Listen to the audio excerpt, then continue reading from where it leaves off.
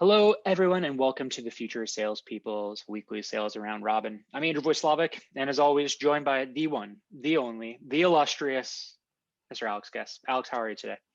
Doing well. Thanks for joining us, everybody. Excited to dig into the very first cold email. And this episode is actually something that Andrew came across.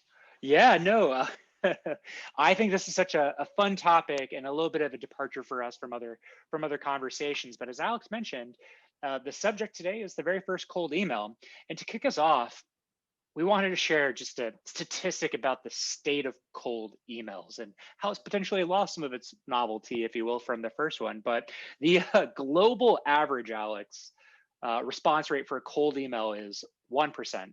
Father of email marketing or of spam, Gary Thurick. Sorry, Gary, I believe you're still with us. Please let me know if I can improve your name and how I can say it, your pronunciation. He was performing better metrics and better success rates than that modern sales professional or marketer. And what Gary did actually, way back when in 1978, there were around 2,600 users of ARPANET, which was a World Wide Web then. And for he and his company, he went through and actually found a list of 400 targets or prospects or contacts to reach out to. And these were primarily West Coast institutions. They were universities, they were NGOs, military labs. And Gary invented the first cold email. He sent that or spam. We've seen both out on the web. So it's either cold email or spam, which could be a whole other topic.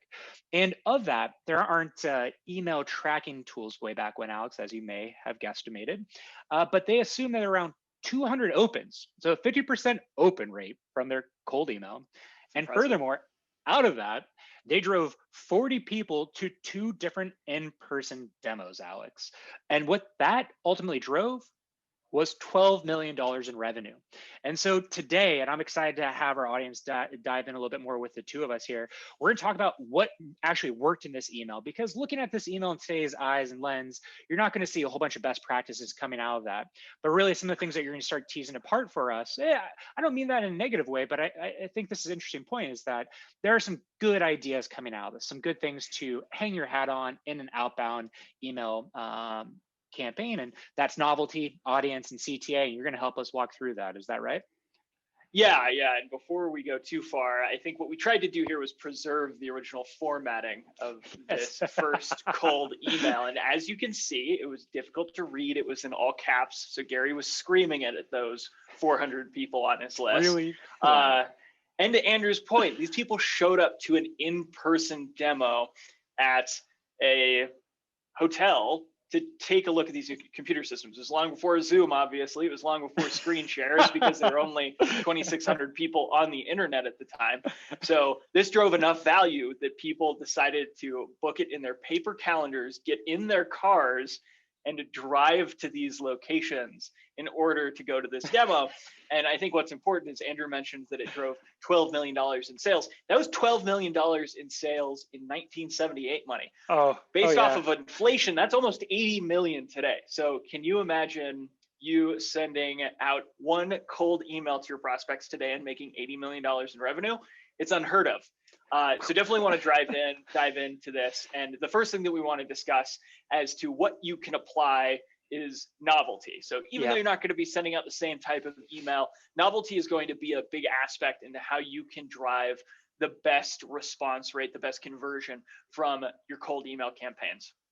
And I like to think of novelty as being on the adoption wave. You can Google the adoption wave and dig more into this, but it essentially argues that at the leading edge or the cutting edge of the adoption wave, you have innovators who are trying new things. This could be building new products and services. This could be leveraging new technologies to beat the rest of the market.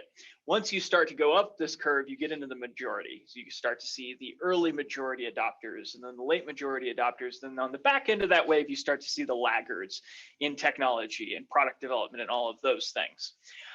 When it comes to Gary's email, he was an innovator at the time. No one had ever done this before. He was literally the first person. So that makes him an extreme innovator, in that people aren't going to have the guard down. They're not going to be expecting that sales response. They might just be attracted to it because it's new and it's interesting. I would maybe draw an equivalency to the Clubhouse audio app today. We start to hear that people are starting to sell through that. In me mentioning that people are selling through that, people probably won't be able to sell through it very effectively anymore, but that would be the innovators, the leading edge. The laggards are not necessarily a bad way to reach out and to gain attention. Andrew and I find mailing things to people is a great way to get their attention, is a great way to engage them, because it's almost novel in a way. Sure, it's an older technology, it's an older communication format, but it's so unique and it's so new to people that are used to getting phone calls and emails that kind of breaks up our omni-channel campaigns when we loop in that communication type. What do you think, Andrew? Did I miss anything as it relates to the adoption wave? No, one thing is just staying out to me when you're saying that. What's new is old and what's old is new, right? And that in so many ways. And I was just thinking about the cyclical aspect of this, right? Of how it goes from innovative to passé, and that there's still value in both, right? So it's really tracking and paying attention to data to know if you are innovating, and expect that you're going to have some level of decay when you're going through this. So when you're doing new innovative things outbound, you're seeing great results, expect some level of decay. That's over time, right? And start putting that into your forecast. That's really it. So, and then wait for it to come back in vogue. It's like you start wearing things from the 90s again. You'll do see those cyclical patterns. The second thing that we wanted to talk about with Gary's email was having a very specific ICP and building very specific value to that audience. He was aided by his time. There were only 2,600 internet users. He dug through to find the best 400 based on their location, based off of their interest in computers at the time. But if you look at even the global scale of computers and the internet at the time, computers were more expensive than cars when you adjust it for inflation, or just as expensive as some cars. So your initial audience is pretty small. Jimmy Carter was the first president to put a computer in the White House, and it wasn't connected to the ARPANET at the time. So he's starting with a very distinct ICP.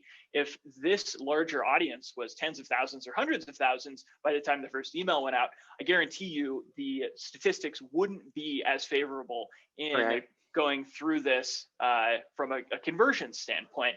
So keep that in mind as you are building these cold outreach campaigns. You want to make sure they're as targeted as possible and that the value is as specific as possible. And that leads us to kind of the CTA, the next point. Anytime that you are building up that value, you're looking to build that value to have a value exchange. So you build value and then you make a request. You could be asking that person to jump on the phone. In Gary's case, you're asking that person to drive partway across California in the 1970s to go and take a look at these computers for the first time. So each time you're looking to build that value, you exchange it, that value drops, you need to build it again. And where this applies to outbound outreach in today's context is asking for the sale too quickly, asking for a one-on-one demo.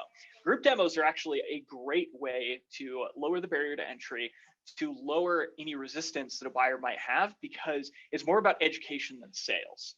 And anytime you're setting up a group demo, we also like to advise people that it's really a team activity. You should have at least 2 people on that group demo where one person is actively presenting, maybe answering questions. The other person's messaging to the people that are engaging, seeing if they can then set them up for another one-on-one, more intimate demo. So again, value building, value exchange to get to the group demo, value building during the group demo, value exchange to get them to the one-on-one demo.